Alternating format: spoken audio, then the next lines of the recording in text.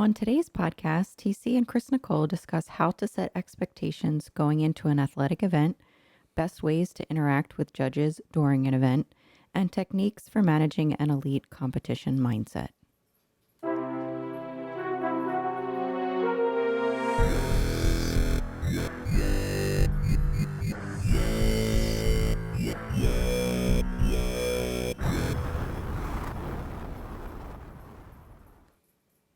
And here we are back on our podcast. I think it's appropriate just to start off this episode with thanking so many people that have rallied behind us.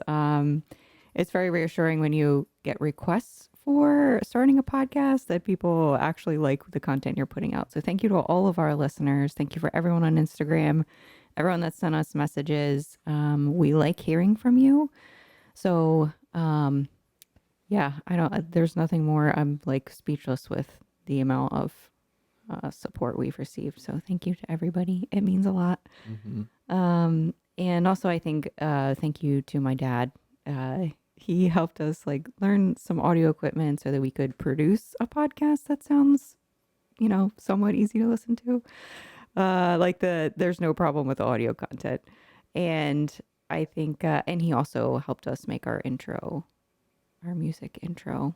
So huge shout out to Dad. Thanks, Dad. But yeah, is there anything that you wanted to update anybody on, or should we just dive right into the content? No one cares about me. Let's dive into the content. Well, TC's dieting, so if there's we're a couple weeks out from your show. Yeah, 2 weeks out. Tomorrow I'm 2 weeks out, and yeah, we're doing okay. Body fat's getting pretty low. Seen some striations all over. Yeah. Triceps have been crazy, but now we're getting the striations in my quads and my glutes. Hamstrings getting easier to pop out.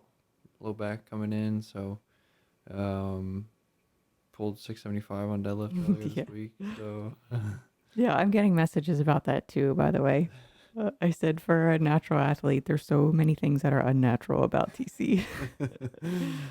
So yeah, he's doing a really good job following his nutrition, keeping intensity in the gym, practicing his posing. Well, it definitely helps that my nutrition coach is in-house, so that when we need to make some adjustments, we know immediately. Yeah. So like after that deadlift this week, which was after a day after a massage, which was a day after, just 15 minutes, but I was in the sauna for a little bit doing some posing.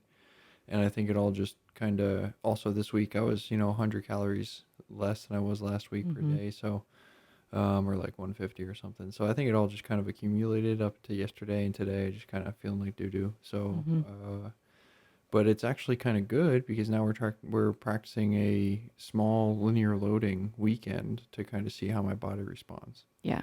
So we'll see how I look tomorrow morning. We'll see how I look Sunday morning, see how I look Monday morning, and kind of base our peak week information off of that. Exactly. Yeah. Because every body is going to be different each peak week. And this is, we're learning TC's new threshold with this show coming up. So that was much softer in July. Yeah. So, but that was what we said, right? We said we wanted to get on stage, right, and compete, and we did a great job. We looked very good, and we said we wanted to come in very, very tight for even the show better, down in Florida. Yeah, because this is going to be a non-tested show, so I know that there's going to be, some stiffer competition in terms of size and conditioning. Right. Yes. So we definitely want to come in looking the part.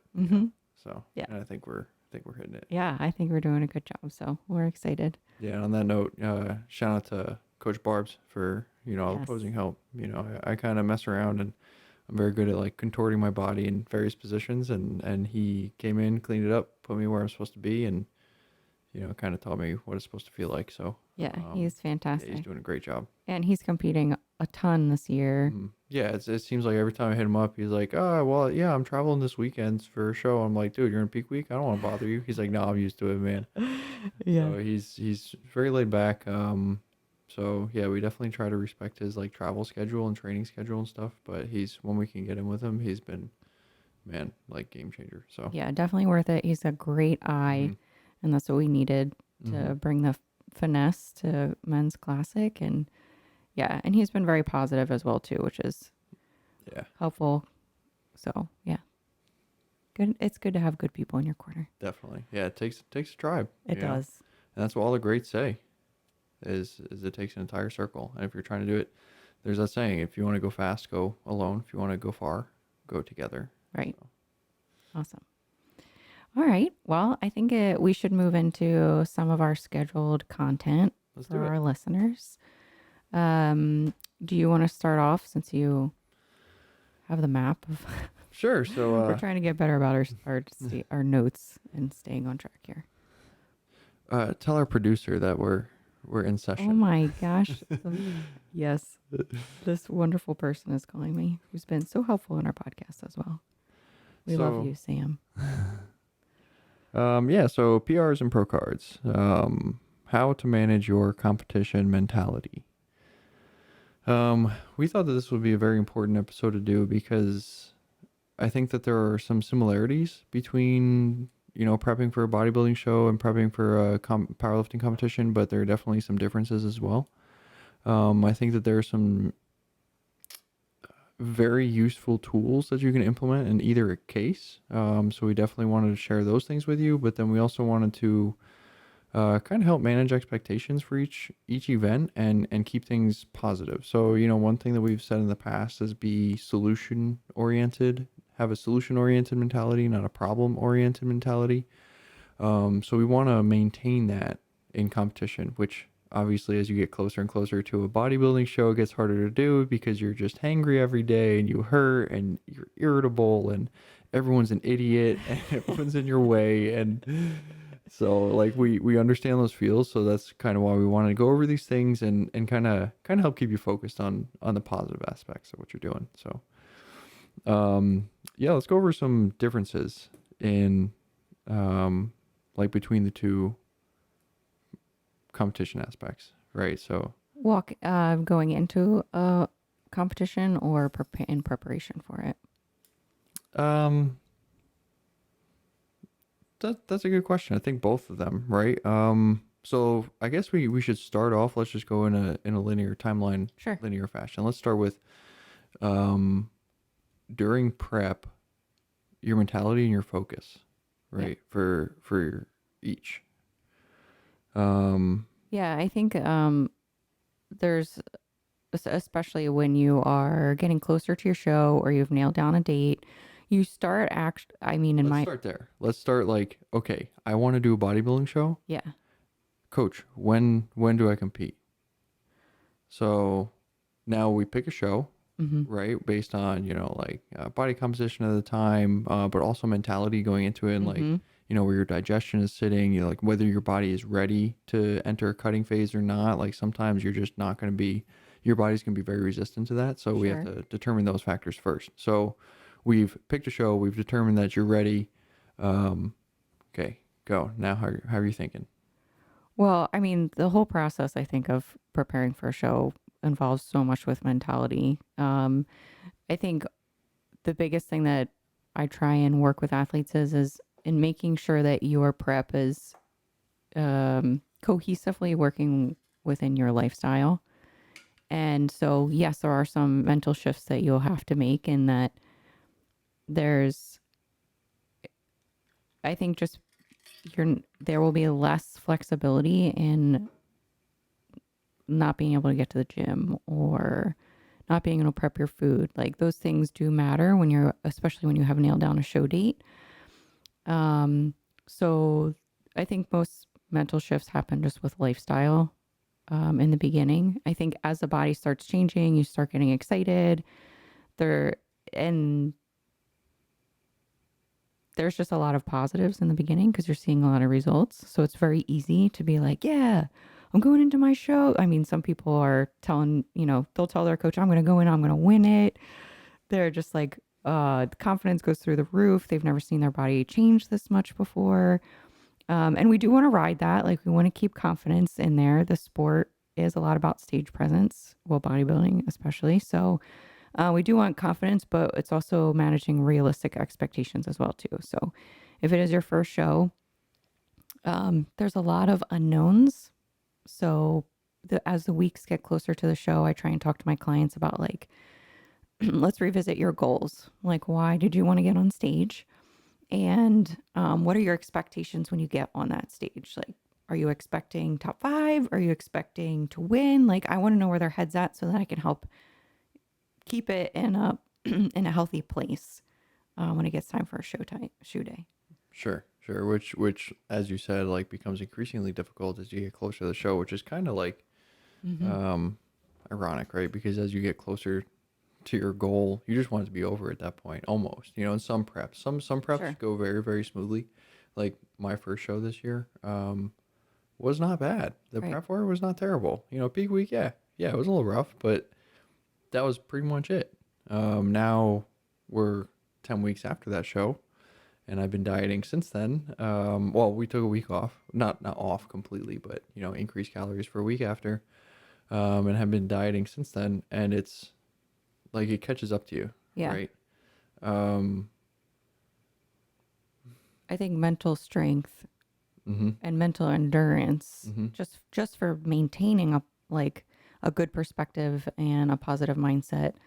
There's exercise in that as well, not just fatigue of the body, but Which I think you touched on it earlier. Your daily routine, your rigidity in your daily routine becomes like of the utmost importance as your calories get lower and mhm. lower because you become less capable of dealing with you become less capable of adapting to Right. certain situations, right? Yes. Like, It takes more energy. yeah, last night I was gonna wait to serve myself dinner, and no, you're going first. That completely overwhelmed me, Right. and you had to help me. You got Yeah. my food together. I went down the stairs, and I just Yeah.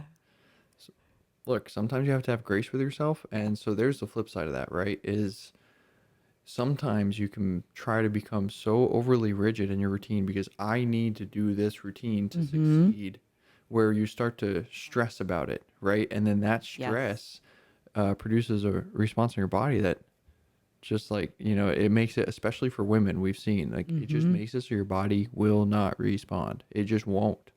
And like we've seen that with you time and time again. You Yes. get stressed out, your body gets soft. That's one of my biggest problems is Mm-hmm. getting too locked into a routine and rigidity. So if there's any sway, it's like you panic because you're Mm-hmm. like, well, now I have to rethink everything. Mm-hmm. And we, And yeah, it just becomes challenging. So there is a pro for having consistency, but life is never consistent. So yes. you do have to have some like mental skills and being able to adapt and also evaluate when the routine, like you said, is just producing a negative response with, your cortisol because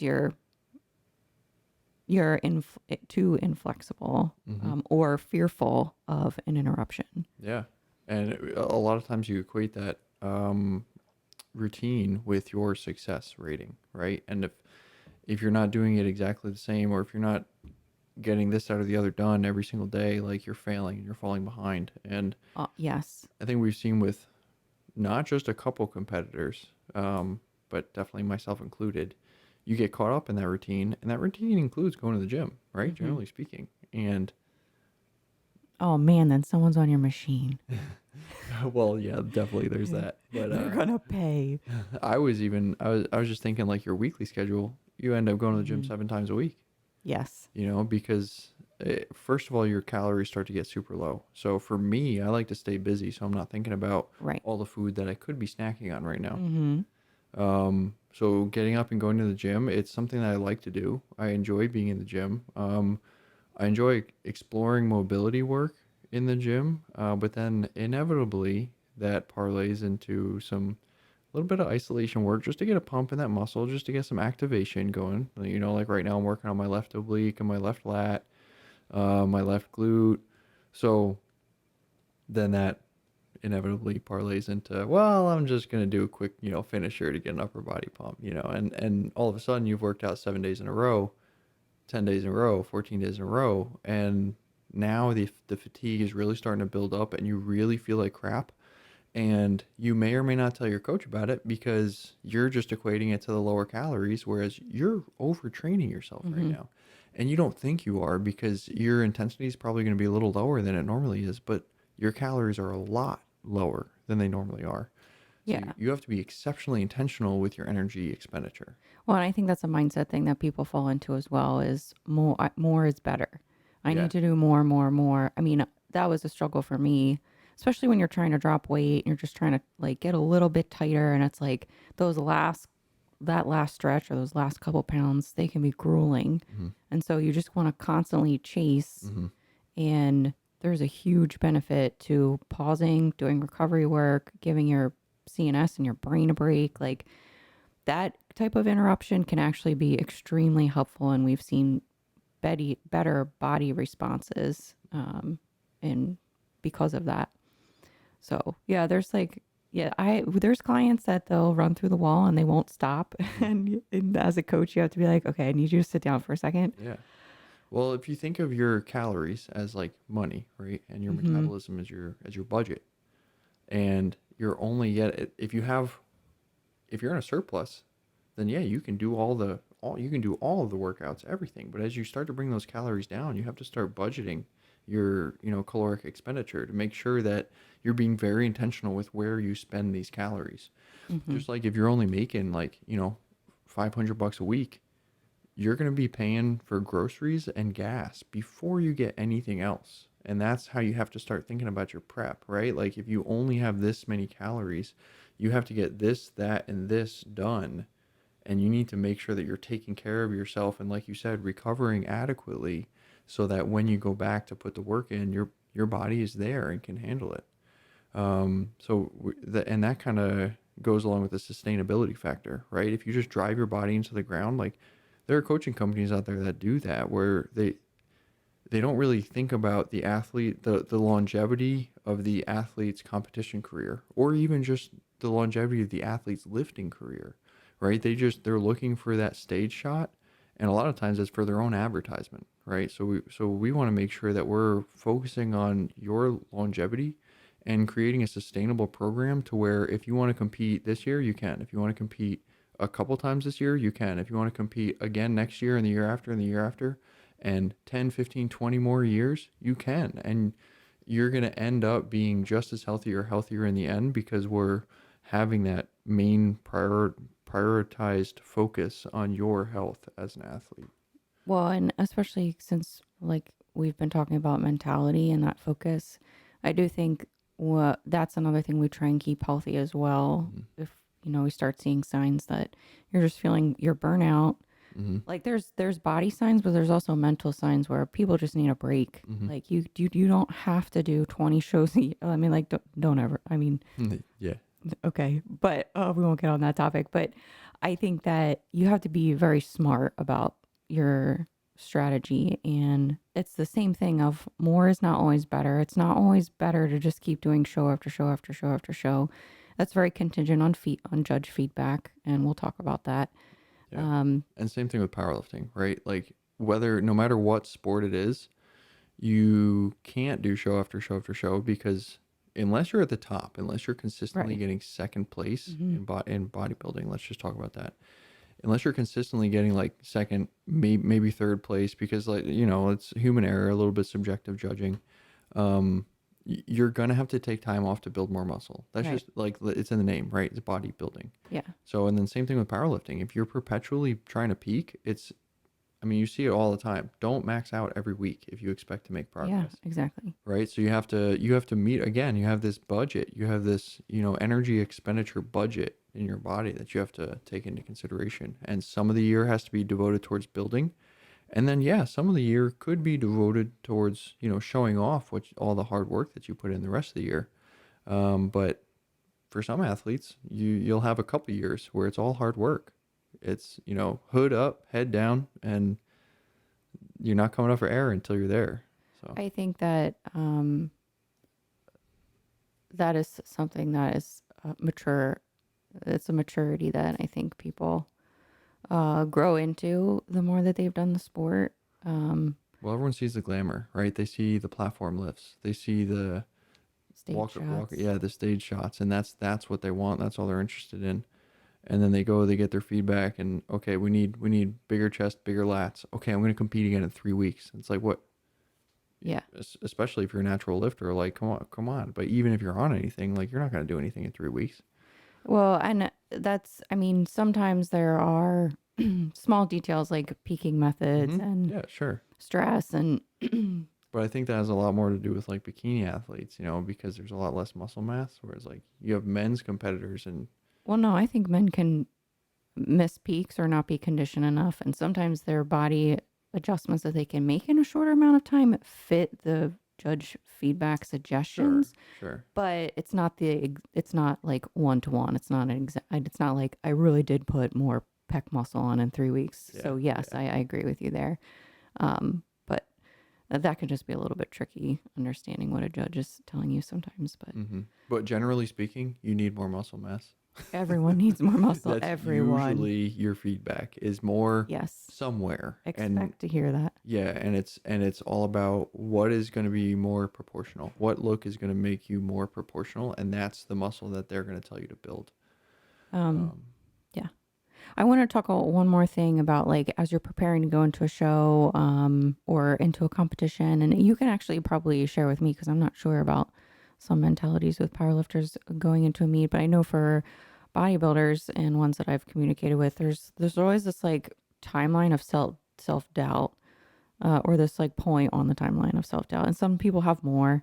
Some of them are more frequent. We go through highs of like, wow, I look really good, and then there's but for the most part I don't see a lot of people going, I'm going to win my show. There's way more people saying, I'm not ready, and will I be ready in time, and I need more muscle, and that there's just like a flood of different thoughts about like your physique just isn't right. And I think that's why it's great to have a coach mhm. for this reason alone of you have an outside perspective that has no emotional attachment to how your body looks. They're just looking at the aesthetics. They're looking at the bread and butter of what gets judged on stage. And they look at it every week. They're probably looking at hundreds of bodies, so they're developing an eye. And they're if that's a person you trust, they're steering the ship of when you should be ready to step on stage. And so there's definitely a level of trust going into like a coach and a client. Um, but I think that that's normal, first of all, to just feel like I'm not going to be ready. Sometimes you have to like pick your battles because you will never feel like you're going to be 100% absolutely ready. I've yet to talk to somebody who has been there. And I also think that the more you understand about the sport, the more doubt can creep in because you learn more. Well, I think okay. So that's a good point. I would say that mentally, I thought I was ready in July. Mm, I felt ready okay. because of my expectations for the show. Our expectations were to Yes. kind of get pretty lean and step on stage. Mm-hmm. And we did exactly that, right? Like we worked together, we stepped on stage, and I was perfectly happy. I didn't care what happened. You know what I mean? And first of all, I think that expectation for a show makes for a much better prep because I would it doesn't agree. matter. Now, I think where that self-doubt comes in is the only reason you're experiencing that is because you're expecting to be perfect. And I can kind of empathize a little more with this prep because for this prep, I wanted to get as lean as I could. Mm-hmm. And what I told Rich was, when he was trying to get me to step into that show, I said, no, man, like I will do one this year, but I'm not ready. And when I do something, I do it. I'm not going to half-ass it. Right. And so now that we're coming up on this show, the leaner you get, the more you see what's left. Do you feel ready? Do you ever have moments of, I don't, I'm not going to be lean enough or I'm not ready? Too Um, bad. Too bad. No, I'm just kidding. I think, yeah, I don't think so. Sometimes I feel like, man, I wish there was a little more definition there. Man, I wish I could manipulate my torso a little better in this direction. Um, but I also have adopted the mentality, and I think this came from my injury of Mm-hmm. it is what it is. And I actually just wrote a post. I haven't posted it yet, but talking about how prep has definitely like improved my faith, Mm-hmm. and not necessarily just in God and Christianity, but just in general, and just having faith that okay, I'm checking all the boxes, I'm doing what I'm supposed to do, I'm not eating cheat meals, I'm being intentional in the gym, I'm actually feeling the isolation work that I'm trying to do. I feel my body's positioning adjusting and getting, more solid, more concrete. I feel like my activation getting better in my poses. I'm doing the right thing, and just having faith that you're doing the right thing and you're going to bring your best package to the stage. And when you can develop that kind of faith in yourself is really what it is. And now for me, it's easy because it's not faith in me. It's Mm-hmm. faith in him, knowing that, he's leading me. And as long as I'm working as hard as I can, I know that he's going to lead me where I'm supposed to go. So like, that's kind of a side. Your faith, whether you're religious or not, it can just be in yourself. Mm-hmm. Um, but like I said, I think it's easier. Well, I think that's a good point of you're actually, I mean, you just listed a bunch of wins, like things that you can say you've done better at or you've achieved. And I think that's important for people. Like there are the process goals of like I getting on stage and knowing you've done everything that you Mhm. possibly could. You maybe not have been perfect, but you gave it your best. Like that's an achievement. And Mhm. so that's something to keep in mind as you're getting closer to your show is like, man, I've really done the best that I possibly could. That's something alone to be proud of. Mhm. And then there are wins. And the better you get, the the more you have to kind of dig for those wins and find out where they are because your body can look crazy different when you drop 40 pounds. But when you're going from show to show to show, you have to look for the little details. And that's why I like when people send me their like screenshots from like years to years because I can see the things like Well, and it's often the process goals that differentiate between an amateur competitor and an elite athlete, right? I think amateur competitors more so look to the outcome goals rather yes. than the Mm-hmm. process goals. Whereas when you become elite, like you understand that you can't look for the outcome goal because that's such a small, acute instance. Whereas the process goals is how you get to that outcome goal. And without these process goals being checked off, Mm-hmm. there's no way that you're going to do as well as you could if you had been consistent with all of your process goals. Sure. So why don't we talk about expectations? You know, you've approached Oh the wait, one more thing okay. pre-show. So we were talking about self-doubt and pre-show mentality. I just kind of wanted to touch on one thing that I use in both preps, powerlifting and bodybuilding. Especially if you've been to the venue, but you don't have to have been to the venue to use this, which is a visualization, right? My first few powerlifting meets I did were at the Warhouse Gym.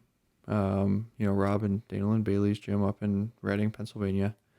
And when I was prepping for these meets, I would put myself in that gym mentally. I'd close my eyes, I'd grab the bar, and I was in that gym on the platform about to perform this lift.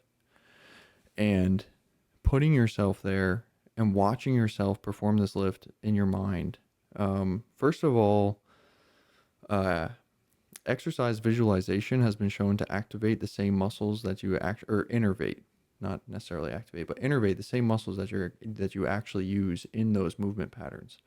So visualizing your whatever workout you're doing at that point in time can start to get those muscles activated. And then you can think about the form and you can think about how that form feels while you're performing it before you even do it, right? And then you can get on the bar, perform the lift. But you've already done it at that point. Even if it's just one rep, you've already done it in your head.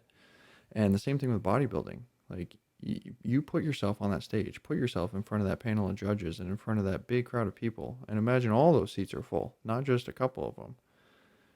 And on show day, it's just going to feel a lot better because you've already done it. You've already done it hundreds of times.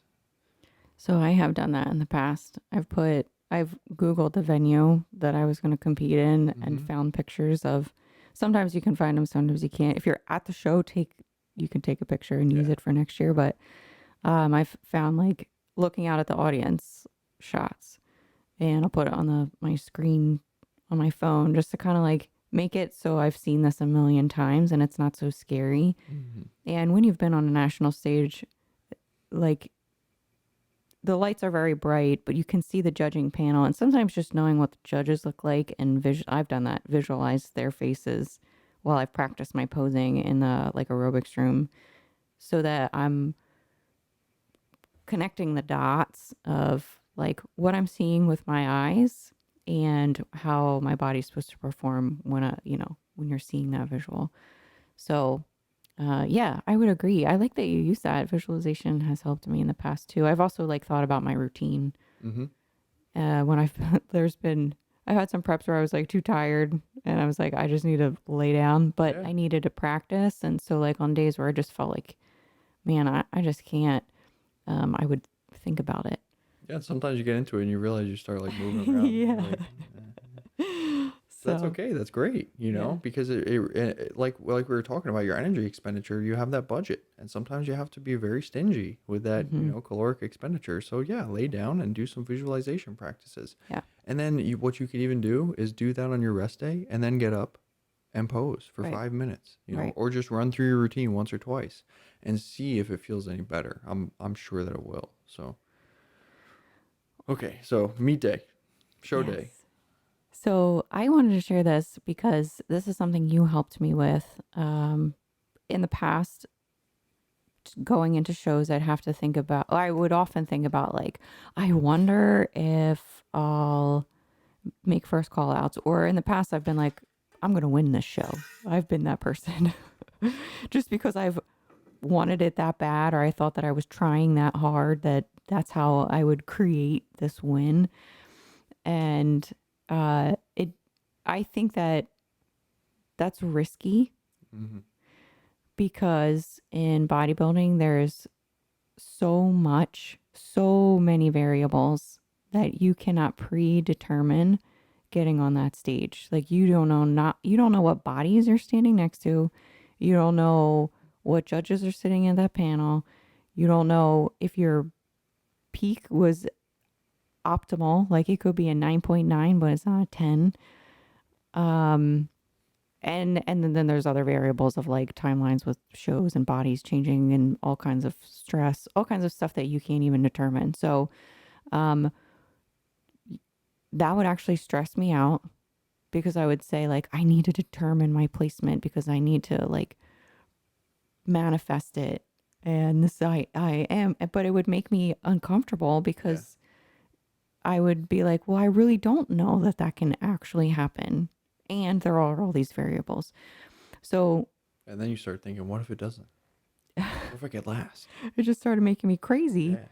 So, you brought it to my attention of why don't you just go wanting feedback? Because that is a big component of bodybuilding is beating your last package. Every time you get on stage, your body should look different. Um, maybe there's, Fair. yeah, maybe there's a small change, like because the peak was a little bit different. You were a couple weeks between, but if you're spending time in an improvement season, getting back up on stage, your body should look better. There should be improvements uh, if you're doing this consistently, I guess. So going and looking for feedback took the pressure off and actually helped me enjoy my season so much more this year because I accepted the fact that it was completely out of my control. I'm just going to focus on completing what my coaches are telling me to do and I'm going to go and dude, Have a good time. I had a blast. Yeah. I had so much fun and I was so excited. It was like excitement over anxiety. And I don't think I've ever had that much fun. I wanted to be friends with everybody. It's like having a blast. But like you work so hard and that's what I want for our athletes too. Like you should have fun. Hmm. You work so much and so hard and so consistently. You sacrifice. And for a day where you feel absolutely like trash and I don't know, I just think that it should be an experience to remember and should be something you can enjoy. And if you can prepare both the body and the mindset, you can get the most out of that experience. So, um, going for feedback versus determining a placement has really helped me keep a more open mindset and helped me enjoy the experience a lot better. So, but that brings up a thing that's different between bodybuilding and Right. powerlifting. Kind of. So I was just thinking about that as you were talking about that. First of all, I love that mentality. That's, in my opinion, I think probably in either sport, that's all you should be doing, is going and looking for personal feedback on how you can improve as an athlete. Mm-hmm. Um, in either sport, your end placement. Now, I used to say that, well, I powerlift because it's more objective. You either lift the weight or you don't, which on one hand is true. Um, but your placement is still determinant on who shows up that day Mm-hmm. and what the judges saw when they were judging you. That's true. Um, There's a bunch of humans. and there's always going to be human error to account for. Like Mm-hmm. my last full meet that I did with 100% raw, I went 3 attempts on squat. We were just coming back for the injury. I trained squat for like a month and a half, and literally specifically for this competition because my back was on the mend at that point. Mm-hmm. Now after that, I developed a hip issue that I've been dealing with for the past like year, but that's on the mend as well. So anyway, I digress. So, then my first 3 attempts, 9 white lights.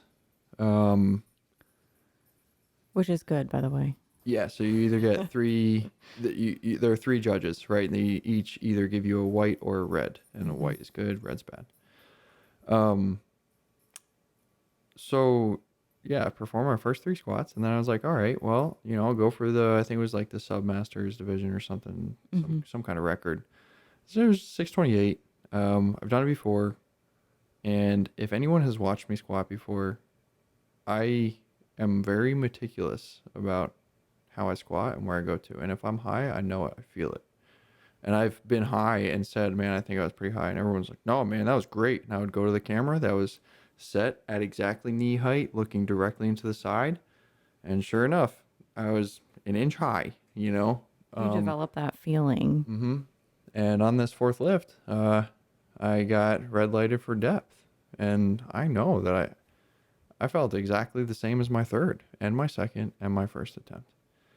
I asked, he said, depth, just this much more. And okay, that's fine. This is not my last competition, and I will open with this weight at my next competition. There you go. So that kind of goes into like, managing feedback and stuff. We'll kind of touch on that later on, but there's always going to be that human eye margin of error, we'll Mm-hmm. call it, for the judges in either sport. So Correct. I think it's important to remember that it's always going to be you versus you. And Mm-hmm. on show day, on meet day, competition day, it's always going to be you trying to figure out which chains, which links in your kinetic chain are now the weak points that you have to go back and work on before your next competition. So And I think performance, right? So with people stepping on stage and posing, that can be nerve wracking. Going and trying to perform an optimal lift under like lights and with an audience and with judging, like people staring at your technique. I'm sure that can be nerve wracking as well too. So getting experience, I think, also helps develop a mentality because it puts you in an uncomfortable place where you have to rein in your brain or thoughts or your focus. So it's kind of an exercise in that aspect. yeah, so I guess we can talk about next the way I like to do that exact thing. I think that'd be great. Yeah. So again, I think in both sports, you have to go in with confidence, right? Like we talked about self-doubt earlier. We talked about stress and anxiety earlier and how detrimental that can be to either prep, right? Because cortisol is catabolic. It's going to make it harder to build big muscles. It's going to make it harder to sustain strong muscles, Mm-hmm. okay? So we need to make sure that our mentality, which is what the podcast is about, our mentality stays in the right track. Now, when I'm going up for a max lift, no matter what weight is on that bar, no matter what lift I'm doing, I already know that I'm going to complete this lift.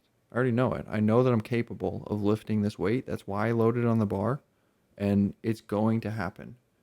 Now, the caveat, and this is even in my head, might not happen today, but I know that I can do that weight. I know it. I'm perfectly capable of moving this weight. And more often than not, I'm right. I go up there, I move the weight, complete the rep, and when we move on and we keep going. So I think the same thing could be done in bodybuilding where like you practice your posing, like You're working out. You're intentional in the gym with your isolation. You have good muscular control, which is why we own every position of each rep, right? We don't just do fast reps. We control the eccentric, we control the concentric, we make sure that we can control our body in any position, which is what mobility is, right? Strength through range of motion. So we have that confidence there, knowing that we did everything there. We know that we practiced our posing and we're super secure in our routine. We know exactly what we're going to do. And you know that you're about to go up on that stage and you're going to crush it. You're going to do it exactly the way you want it to. And you know what? If you have a misstep, no one is going to know. No one, I promise you. You are the only person. Your coach isn't even going to know. I messed up in my posing routine. No one said one word to me. And you know why? Because I'm the only person who knew my posing routine. Okay. Yeah, I think the mistakes are louder to yourself than they Yeah. are to the people in the audience. And I've shared this with you. I had a band teacher in 7th grade, Mr. Deniston. And he would yell at you. He had such a keen ear. He definitely had, he's on the spectrum for sure. Yeah. But he had such a keen ear that he would stop the band and point to someone and say, "Why aren't you playing? Why can't I hear you?" It didn't matter if they were playing saxophone, clarinet, flute, drum. Wow. It didn't matter. And they'd be like, "Well, I don't know that part or whatever." And he would say, "I don't care. Play it. Play it. If you're going to mess up loud. Because if you're not going to mess up, but you're not playing loudly at all, it doesn't matter. It's just like you're not even there." Yeah. Right? So play, just do it. Mess up. Don't be afraid. Yeah. Fail forward, right? Yes. There's that book. That's what it is. And you cannot be afraid to fail. Every successful person, every successful business person, every successful athlete, like I guarantee you, I've failed so many freaking times. Like you just can't be afraid of failure. You have to embrace it and almost search for it, really, I think is because then when you fail, you know that you're moving the right direction because you didn't fail. You learned something. If you learn something, you don't fail. That's true. And I do have athletes that I'm one of these people too. I'll be upset if they just say, "You were great." Mm-hmm. Yeah. A judge tells me it's something that's not detailed. It's like, well, I didn't get first, so come on. I'm not that great. Yeah, and even if I am first, there's something I need to be doing better. So like feedback is a gift. And like it's good to crave that and to be open, like to have a mature mindset of hearing what someone is going to tell you. Mm-hmm. Now you can always take that with a grain of salt because it's one person's opinion, but Exactly. Hearing it out, I think is a good, you're going there for the feedback, hear it out. So I don't know. No, that's great. Yeah. I just wanted to. So, in preparation, I visualize on show day, and after show day, you accept, right? Yeah. With the feedback, you accept and you move on and you accept, and now you start building that marathon mentality. I like that. So, I mean, you touched on briefly, because I think we can go into a little bit of the territory of like handling judging and when we don't get what we expected. Yeah, I had a lifter one time. He got called for like soft knees and a deadlift lockout or something. But you know what? Instead of being upset about that, he lifted the weight and he was freaking stoked. And you know what? Guess what I posted? That's what I posted. I said, yeah, he got red-lated on soft knees, but he lifted his weight, and this is a PR he's been looking for a long time. And he's going to clean it up and come back and do it better. Right. And he hasn't competed again since then, but having that mentality, so there's a benefit too, right? Like if you're not super set on like getting first or going 9 for 9 in powerlifting and like I just think that again, they have to be process goals, not outcome goals, because you never know who's going to show up. You never know what's going to happen on meet day. Exactly. So yeah, I went on a tangent again. No, that's okay. Guys, it's Friday. It's Friday. We're trying. Yep. But yes, okay. So I think that you talked about when you got red lighted on that 638. Is that right? 28. Yeah. 28. Yeah. I'm great with numbers, everyone. By the way, you were, you're given a red light, so the lift wasn't good. Well, both judges did. So that's the other reason you don't argue, because if both side judges give you depth, then like, yeah, maybe I was wrong, you know? That was Yeah. heavy. Yeah. And like I said, my squat prep for that meet was very short. So the movement pattern wasn't necessarily as ingrained as it has been in the past. And that's the other thing. Like, you can't just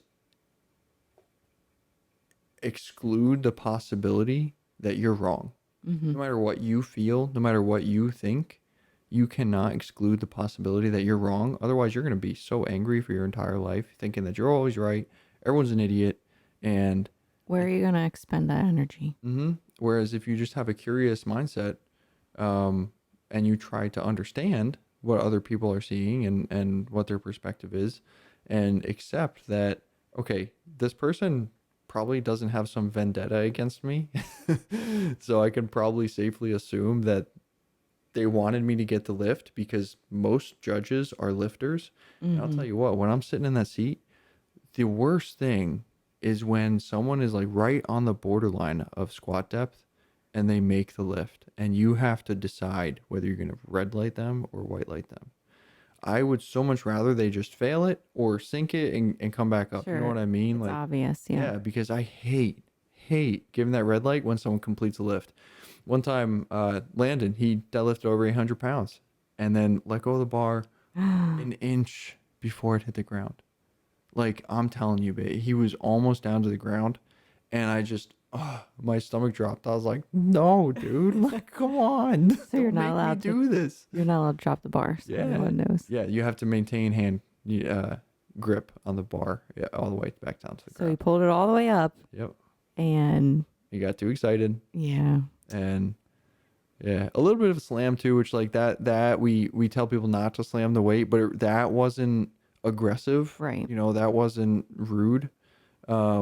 Some people really slam the weight, and like you'll see these gym bros on Instagram and stuff where they do a deadlift with like 315 pounds, by the way, and then they like come down and like throw it down back at the mat. And you're like, dude, what are you doing, man? Like you want it to be louder to make it sound like you have more weight on the That bar or was a something? video of me, babe.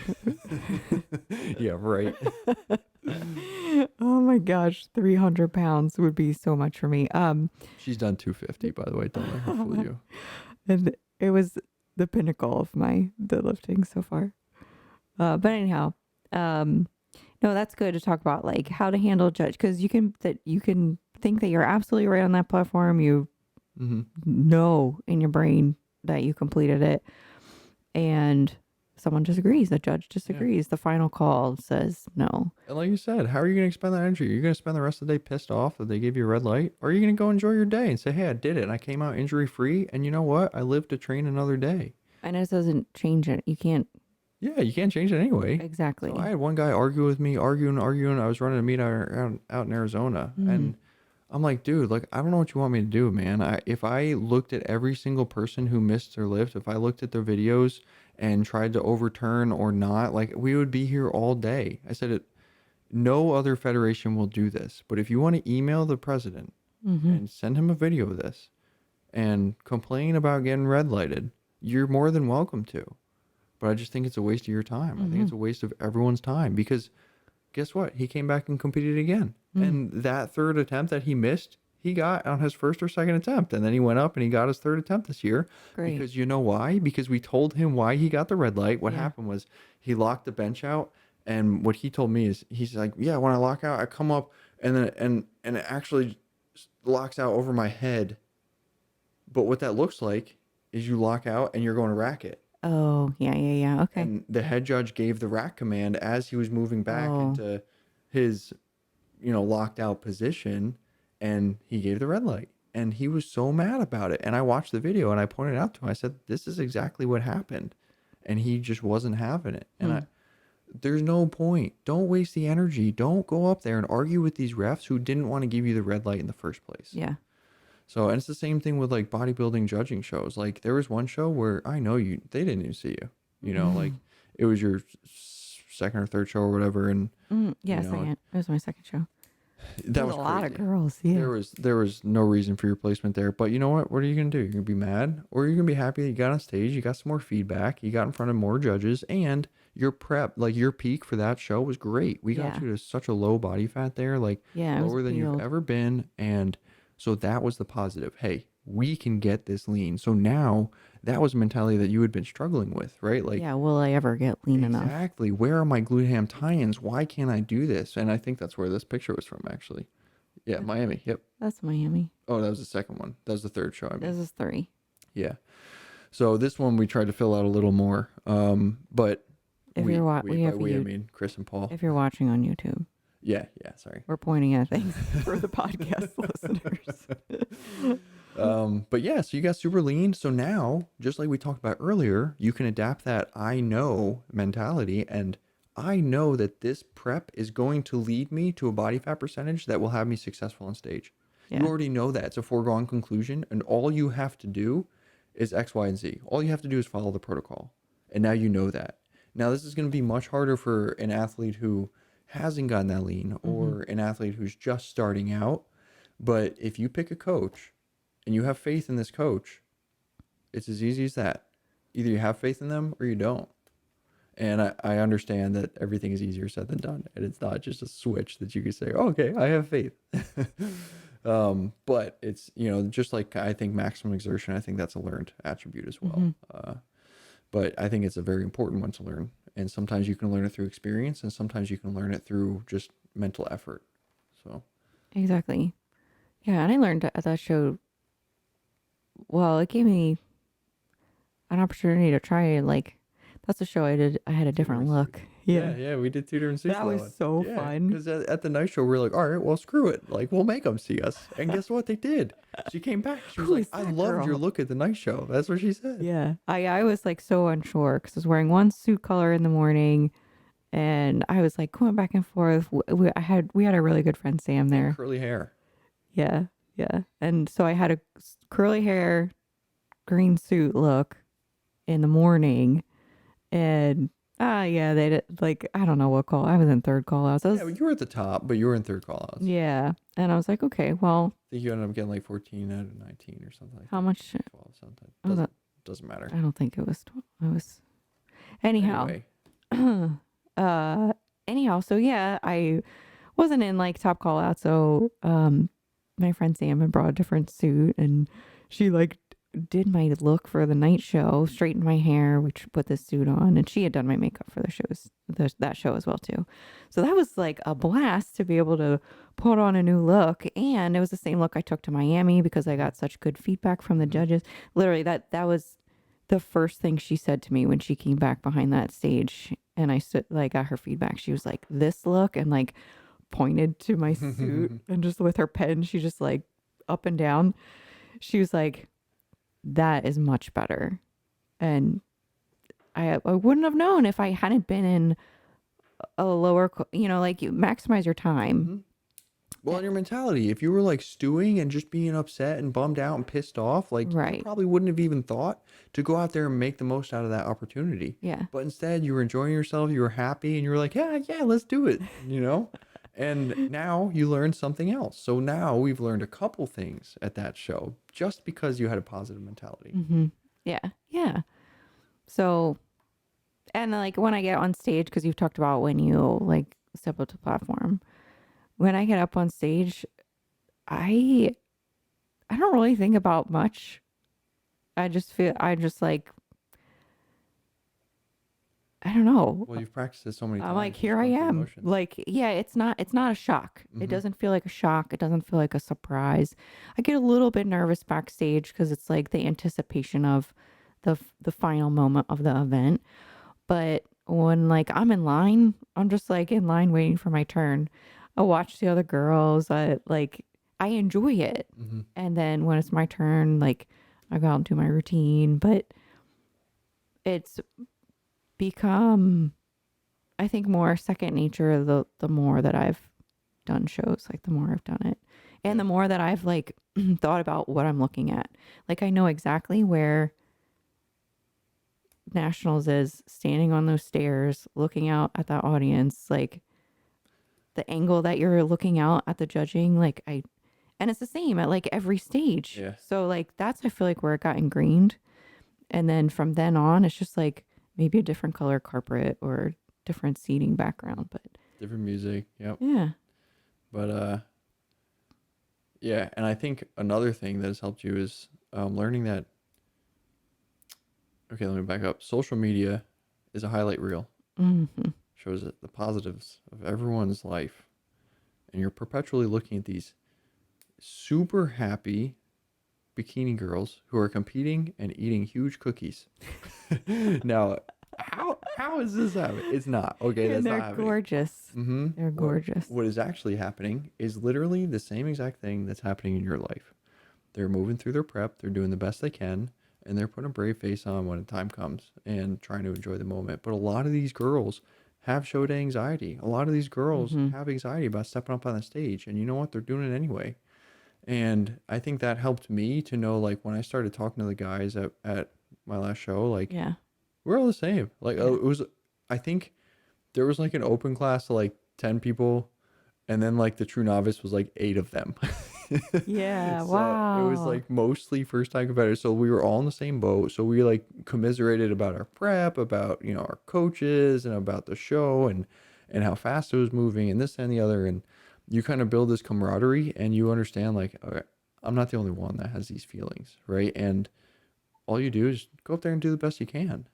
And these judges are human too, and they know that. And a lot of them have been competitors in the past. So Mm-hmm. again, they know it. They know what you're going through, especially on your first time. Yeah.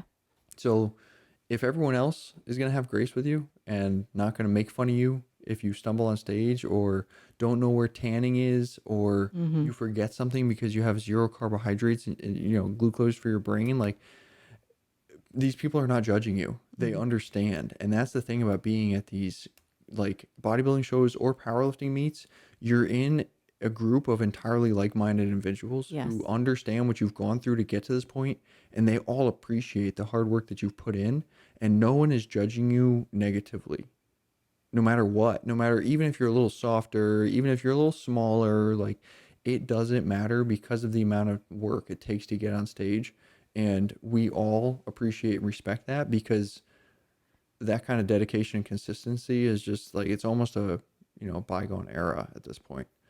People just don't understand. You have a bunch of kids like just trying to blast PEDs and let me not go off on Side off tangent. topic. Yeah. Which I think is our slogan for this podcast. Side tangent. Yeah. But I digress. We'll make stickers. Don't worry. I feel like I've said side tangent 10 times every episode. Sorry, everyone. But yes, so I think that that's something that I was backstage at, this was Southern USA's I did.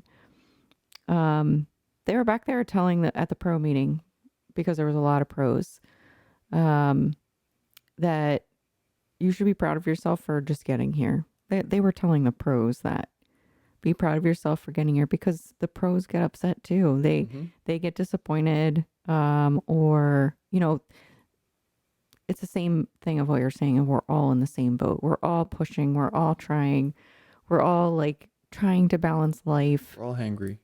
We all, yeah. So like just having we all have the same end goal. Well, probably mostly, especially in the pro league, but we also all have the same struggles. So Yes. that makes it less intimidating as well, going into a show knowing that like, Yeah. even if people are acting confident, Mm-hmm. that's You there's have to fake it till you make it. there's a lot of that. Yeah. Yeah.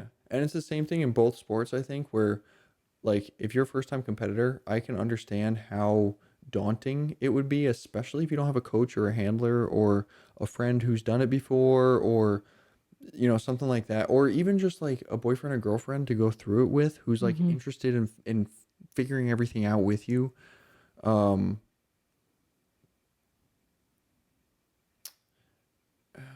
let me not where do I want to go with that?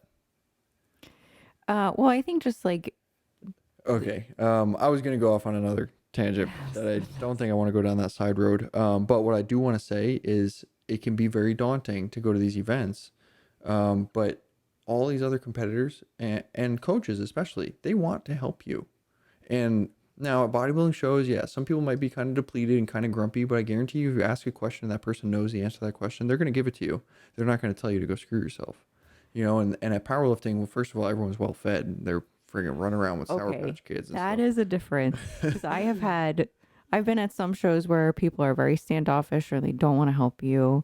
And I've been at other shows where people, it's just like everybody loves everybody. They don't care who you are. If they've never met you before, you're part of the family. Yeah, yeah. So I think you're going to get a different vibe of people. Okay, sure. Every powerlifting meet Yeah, I've ever been to is like a freaking party yeah. and We're everybody's all just having a good time. happy. Yeah.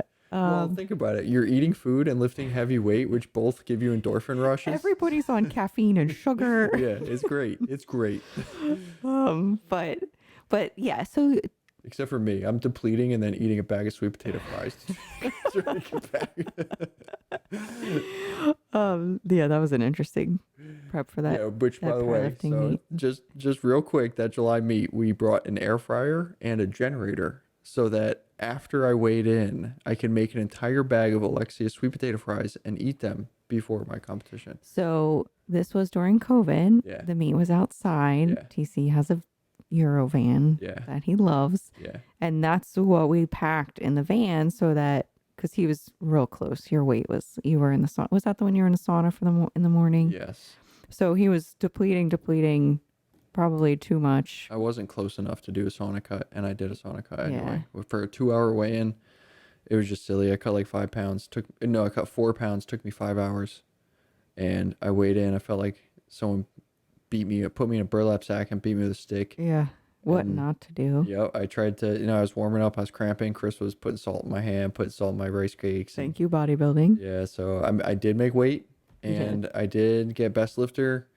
I also did lose 50 kilos off of my total that I'd done like 2 or 3 weeks prior.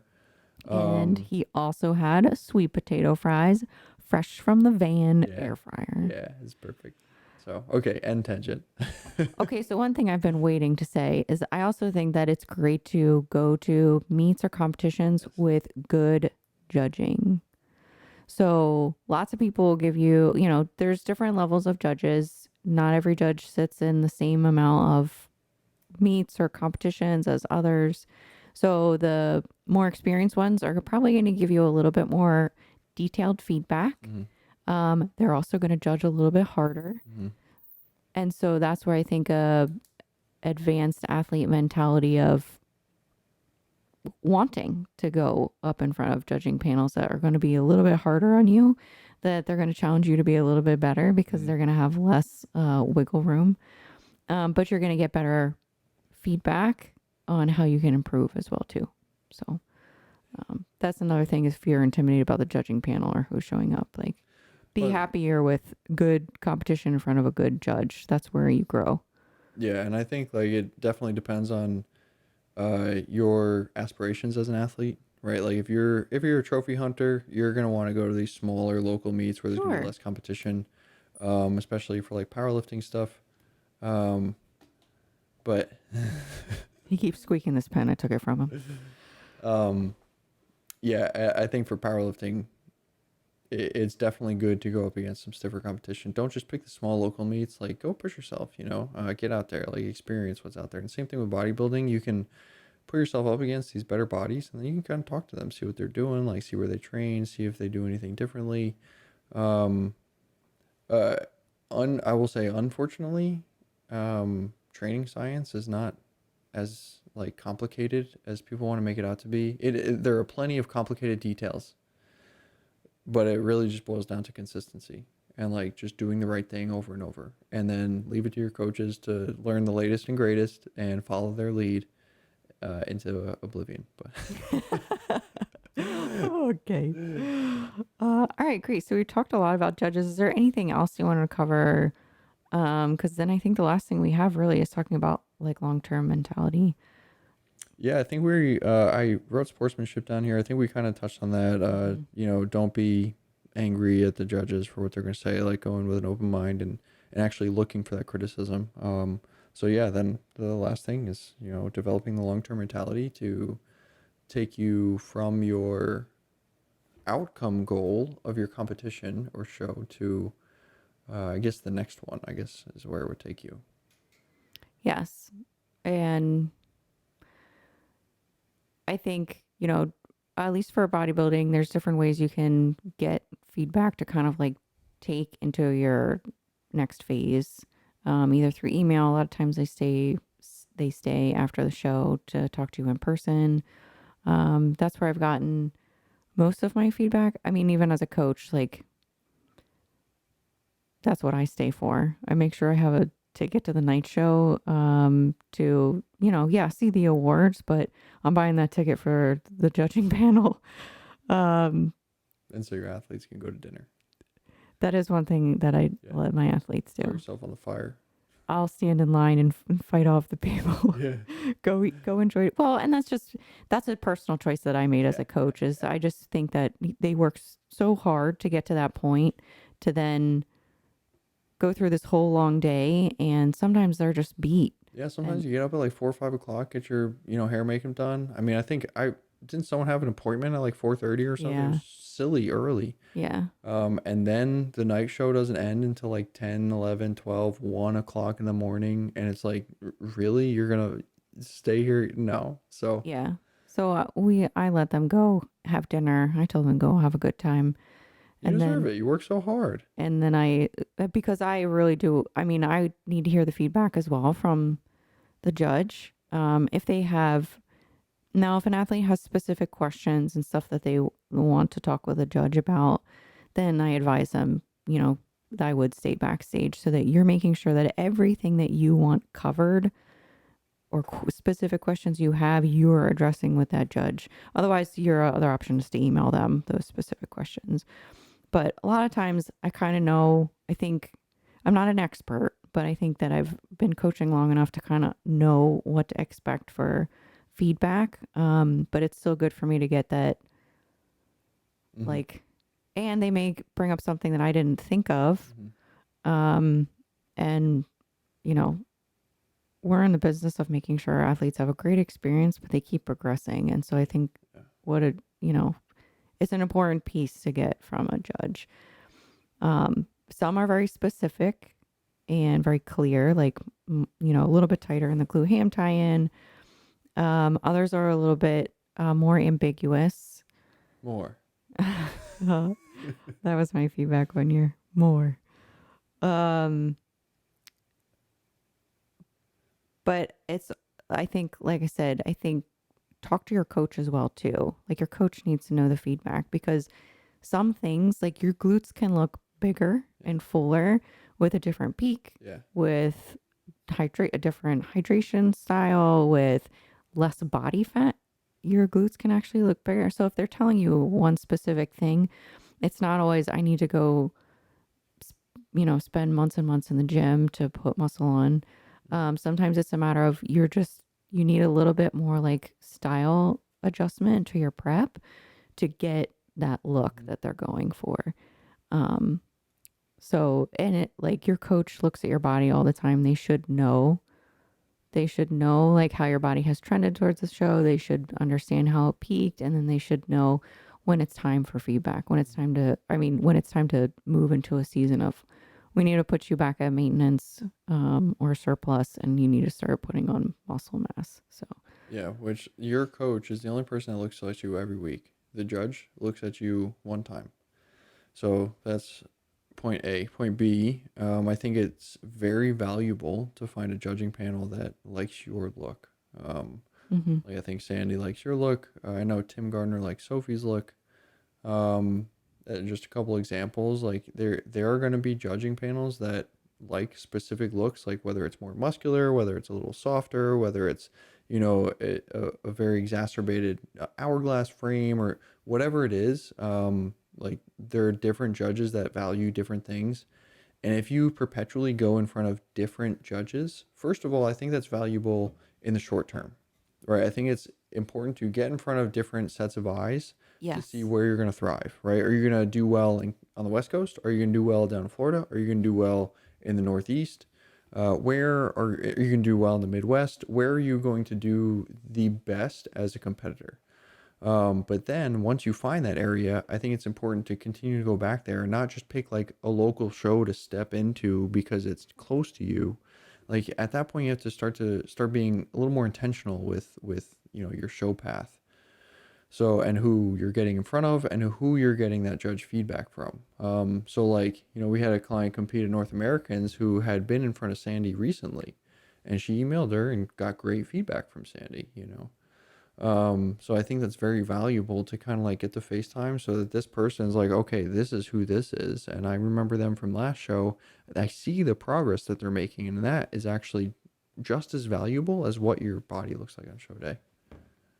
Yes. And I think that there are those variables, but don't make all of your decisions just based off of those variables. There still are though, like who shows up that day, Oh like yeah, of course. because I don't want people to think that there's like favoritism with judges because they recognize Oh somebody. no, yeah, that's not what I'm saying. I mean, it still has to do with, who looks the best. But in the bikini class, a lot of times these girls look, especially in the pro league. Like you look at the first call outs and you're like, they all look the same. What do you mean first, Yeah, second, well, third? they Like all they look all look exactly the amazing. same, Yeah. exactly. So it becomes really difficult, and that I think is where they start to, maybe that's where the progress comes into play a little more. But no, I wasn't saying that there's any favoritism. I was just saying that like, just like we were just talking about, these people appreciate the hard work that's put in, and the consistency and the progress, and because that's what bodybuilding is. It's in the name. We are building bodies, and if they see someone who is actively building their body into the category that they're competing in, you're going to be awarded for that because again, going back to what we talked about earlier, it's you against you. And if you keep showing up with a better body, you're going to place better. And it's not just because they see progress. They're not just arbitrarily giving you a participation trophy, right? Like you still have to look better than the people you place Hmm. over. But I just think that there is some weight placed into that. So And in bodybuilding, it's a panel. It's not one yes, judge that yes. awards your placement. Mhm. So that's another reason why um, sometimes it's helpful to get feedback from this if you have the same head judge because they're named a head judge for specific reasons and they've seen you at multiple shows. So it's kind of good for them to give you feedback from show to show to kind of like, if you're getting the same feedback over and over, that's where you really need to evaluate. But if you're making those improvements, then, you're headed in the, you probably are, you're in the situation where you should keep competing because you're getting close to Mhm. your ultimate goal. Um, but yeah, there's multiple bodies that sit on that stage and even like they disagree as well too. That's why it's such a subjective sport. And so sometimes getting feedback from different people on that Yeah, it's judging nice when you panel. can get more than one judge feedback. Like when you can only email one judge, it's kind of stinks because look, if they place you in fifth, you're gonna get this feedback. If they place you in first, you're gonna get this feedback. Like in my last show, there's one guy who clearly did not place me in first, and he Hmm. gave me great feedback. He said upper He did. chest, lats, shoulders, like this, that, and the other. Waist looks a little too wide, so keep working on your transverse. Like maybe angle a little bit, but blah blah blah. Another guy, I liked you, and Who probably put him in first. and he said a little more conditioning, but I thought you looked great. Hmm. And if you listen to those two feedbacks, like which one is more valuable to a competitor? And now me, I know that like the guy pointed out all of the weak points I already know I have. Like chest has always been a weak point for me. My back, like I grew up not working my back because I sucked at pull-ups. So just like every other kid out there, I just didn't do them like an idiot. But so I knew I had these, and obviously he didn't say anything about my legs, but we know that my legs are my strong point, Hmm. right? My legs and my arms. So yeah, it's the type of feedback that you get from different judges and like how they valued you on that stage is and taking that into consideration when you're listening to their feedback is important. And not just looking for the judges that like you to get feedback from them. Really, I think it's better the Yeah. other way around, right? You want as much like negative like criticism feedback as possible, which like sounds like it sucks, right? But because you're like in your mind, first of all, like every bodybuilder out there has body dysmorphia, right? Like we all develop. You cut one time, and as soon as you gain like 2 pounds, you're like, oh man, I'm fat. And everyone else in the world is like, you could gain 20 more pounds and you wouldn't be fat. Hmm. So that's very difficult. And then all you're hearing about is how you need to continue to improve this body that you've been working so hard on. And it's very, very important to remember that bodybuilding is subjective, and you need to be comfortable in the body that you're walking around on a daily basis. Mm-hmm. That will always be more important than your placement. But I also think that once you start placing your emphasis on being comfortable in your own body, you're going to move better, you're going to feel better, and your mentality is going to be better, so that your conditioning is going to show up better on meet day. And then all you have to do is build the muscle, which with a better mentality, the muscle happens. So there's that study that I always love pointing this study out. It's a steroid study. Yay. So what they did is they had a few different groups of people. They gave, I believe there were four groups of people. One group got steroid, or two groups got steroids, two groups got placebo. Mm-hmm. One group of steroid takers was told it was steroids, one was told it was placebo. And in the placebo, one was told it was steroids, one was told it was placebo. And both groups that were told that they were taking steroids gained more muscle mass than the groups that were told they were taking the placebo drug. And this is interesting because even if you're taking the placebo and you're told that you're taking steroids, you put more muscle mass on than the people who were taking steroids but were told that they were only taking a placebo.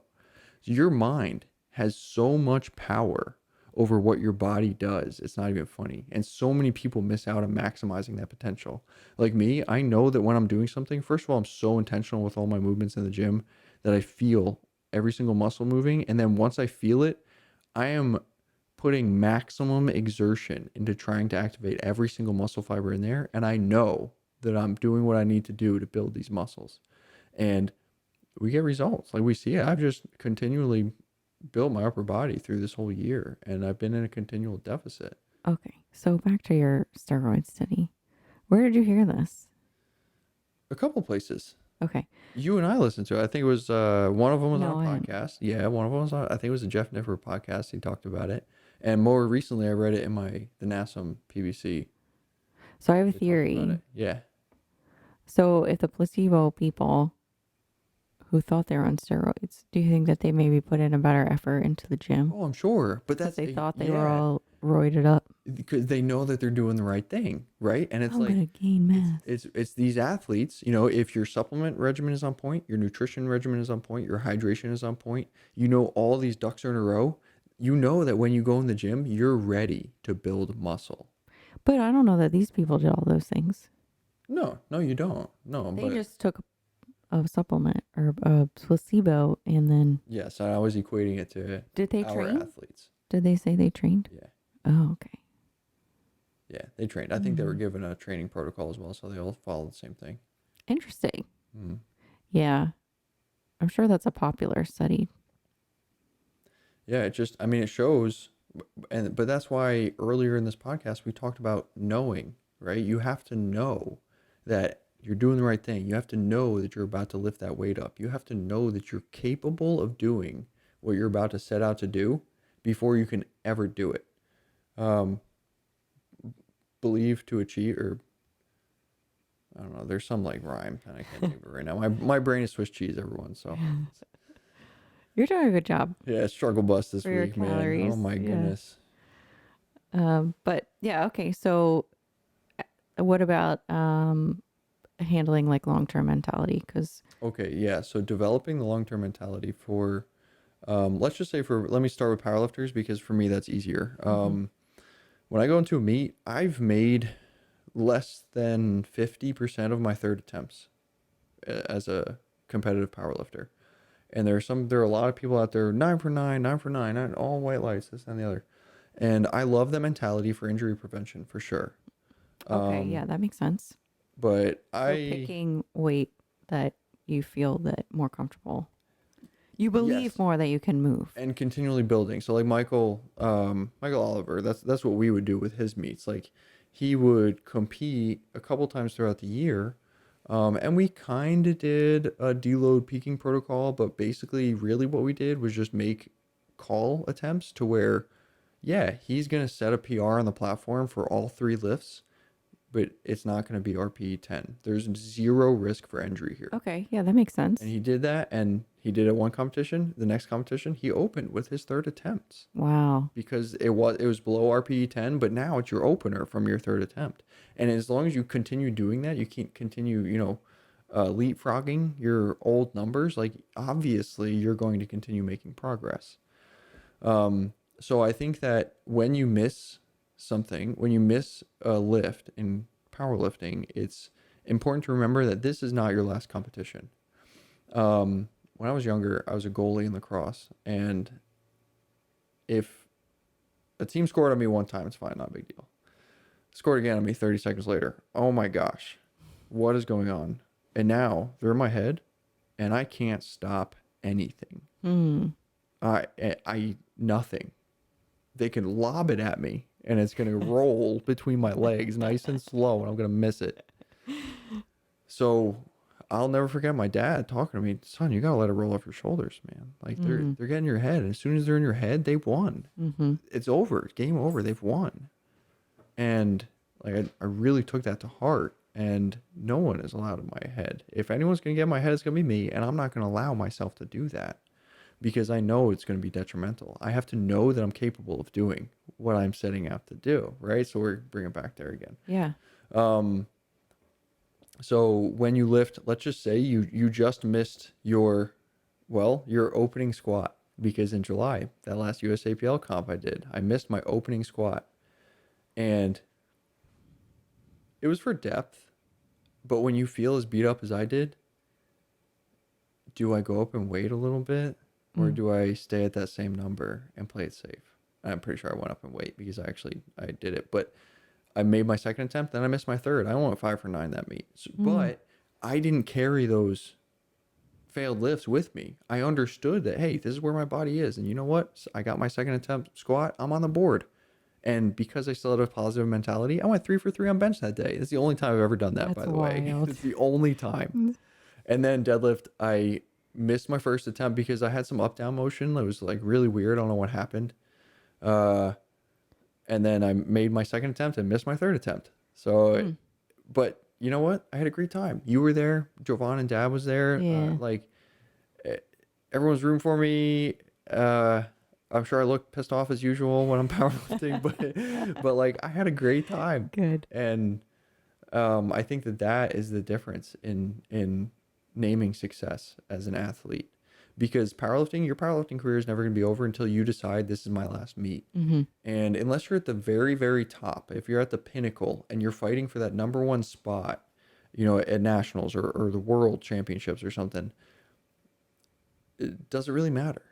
We had Dr. Jason, is today the day? And oh my gosh, does that play in my head so often? Like the other day, I pulled 675. I wanted to put another plate on there. But that's what I said to myself. Is today the day? So what? So what if you do this? Is it going to help the prep that you're in right now? And the answer was no. So I didn't do it. And you know what? The next day I woke up and my CNS was fried, but Yeah. my body felt fantastic. Zero pain, because I actually got good back activation. I got good glute activation, good core activation for those deadlifts because I was super intentional in my setup, and I was very intentional with what I was going in there to do. I wasn't just ego lifting. I wanted to do some, closer to maximum effort stuff to get full activation in my body again and make it feel like a cohesive unit again, because I've been doing all this isolation stuff. So we've talked about that before as to why powerlifting and bodybuilding kind of come together, and this is exactly it. I've been doing a lot of rehab stuff trying to deal with these movement compensations, and until you maximally activate your entire body all at once and force it to work together properly the way it's supposed to, it remains very difficult to completely eliminate those compensation patterns that you've developed in the past. So so long-term mentality as a powerlifter, just remember that this is not your last meet. And whether you make or miss this lift, in the grand scheme of things, doesn't really matter. It really, really doesn't. It has as much weight as you place on it. And in bodybuilding, same thing, unless this is the Olympia and you're defending your title, what matters, what happens, and what your placement is, right? Because if you're, let's just say you're an Olympian and you're not defending your title, oh, but it's the Olympia. Yeah, but what's the worst that happens? You place this out of 50 and now you're still in the top 50 competitors of the world. Like that's the worst case scenario there. And it's the same thing if you're a powerlifter at nationals or worlds. Like you've made it. And all Mm-hmm. you have to do is do what you've done every single day leading up to this competition.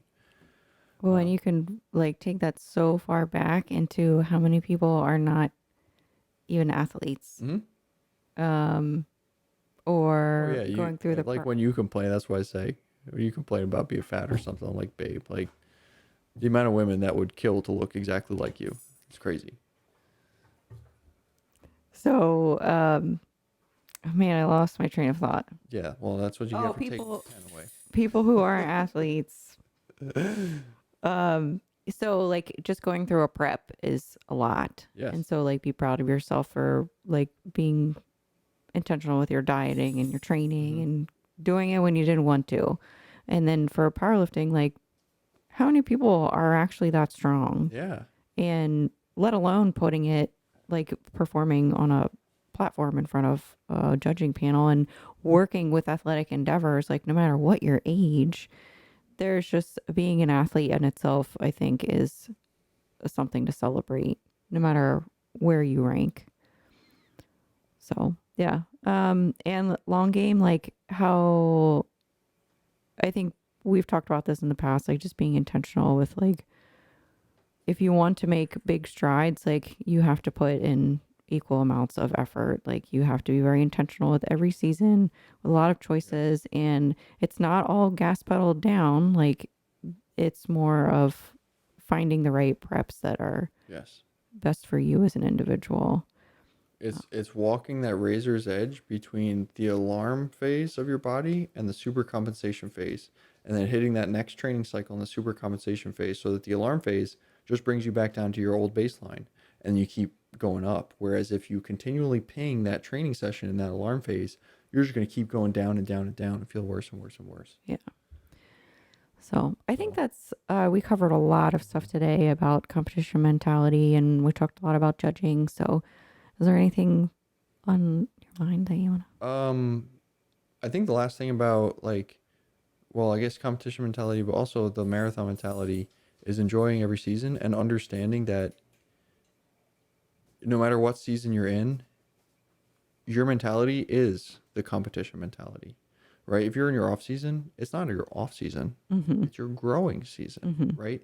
And if you think of it as your off season, you're not going to make as much progress because you're eating like crap. You're not intentional with your eating. You're not intentional with your training. You're not like like just like you said, you still need to be intentional. And honestly, guys, like this goes for powerlifters too.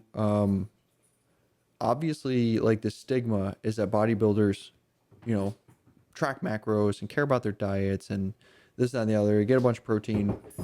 Powerlifters, I think the stigma is they eat a bunch of junk food. And unfortunately, that's true. And I will say that the first year that I met you, and I think I talked about this in the last podcast, Mm-hmm.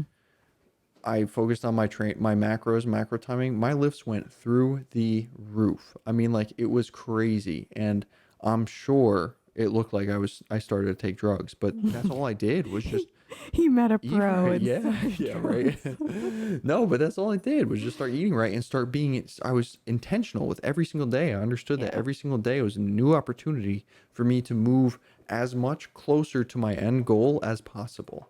And in order to maximize on that, you have to eat right, you have to sleep right, you have to drink right, you have to not eat a bunch of processed foods, you have to be intentional with your training, you have to do your warm up, your cool down, you have to do your recovery work. So there's so many aspects that go into this, like it, and again, it goes back to your aspirations as an athlete, right? If you just want to live to have fun and you enjoy competing because it's fun and it's a fun environment, do it. There's absolutely zero wrong with that.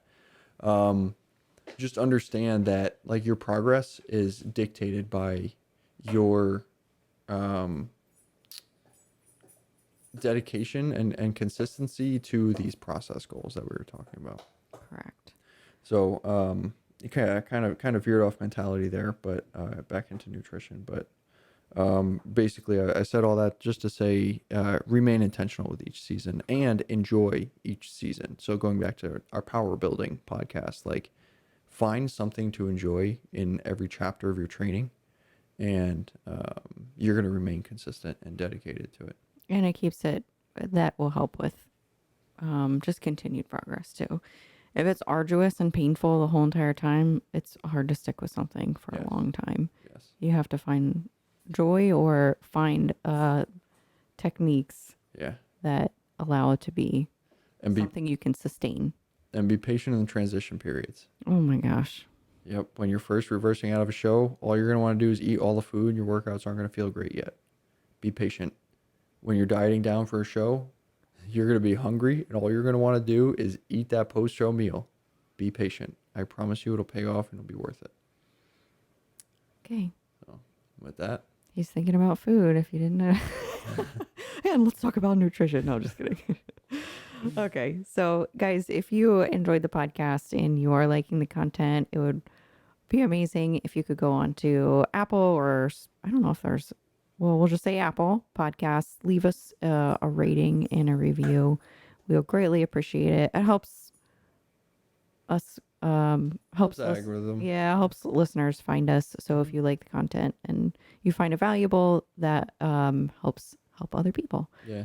Rate, review, subscribe. I think we're on Apple. Like you said, I believe we're on Spotify and Google Podcasts. We're on Google Music and there's something else. Yeah. And then we don't know where we are. We also post the video on our YouTube. Yeah. We have the RSS feed on our website.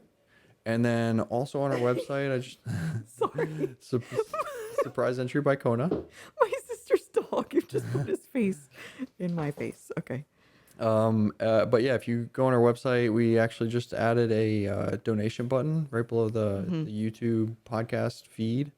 So if you would like to further help support us and our efforts in this podcast, we get 100% of the donation proceeds. Like the platform that we use doesn't take any percentage of it.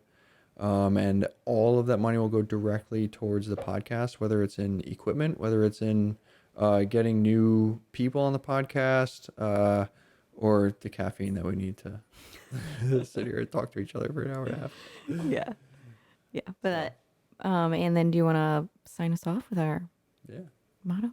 Just a reminder, work hard, stay hungry, stay humble, and train reckless.